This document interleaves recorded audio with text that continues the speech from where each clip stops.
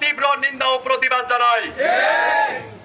যেহেতু আগে বলছি এটা সংক্ষিপ্ত একটা সমাবেশ, আমাদের অফিস চত্বরে আমি সবার কাছে ক্ষমা চেয়ে নিচ্ছি, এখানে কাউকে আর বক্তব্য দেওয়ার সুযোগ দিচ্ছি না। প্রশাসন যেহেতু আমাকে কথা দিয়েছেন আমাদের নেতৃবৃন্দর সাথে কালকে বসবেন, আমরাও তাদের সাথে যোগাযোগ করব। পরবর্তী স্টেপে যদি কোনো মামলা দেওয়া হয়, আজকে মানববন্ধন থেকে হুঁশিয়ারি দিচ্ছি, আজকে সংখ্যায় দেখতেছেন 300-400,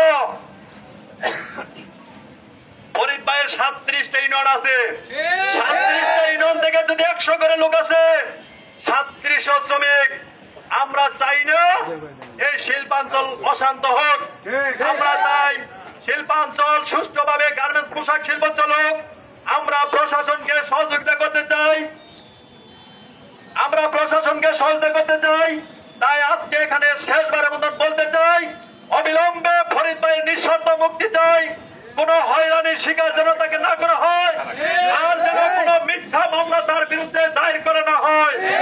যে সকল মিথ্যা মামলা দায়ের করা হয়েছে অবিলম্বে প্রত্যাহার করে তাকে নিঃশর্ত মুক্তির দাবি জানিয়ে আজকের মানববন্ধন সংক্ষিপ্ত সমাবেশ এখানে আমরা শেষ করছি।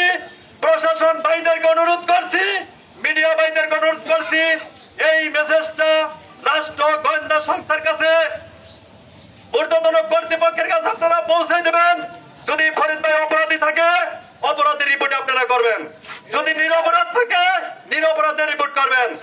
এই আহ্বান রেখে আজকের সংক্ষিপ্ত সমাবেশ মানববন্ধন কর্মসূচি এখানে শেষ করছি। সকলকে ধন্যবাদ।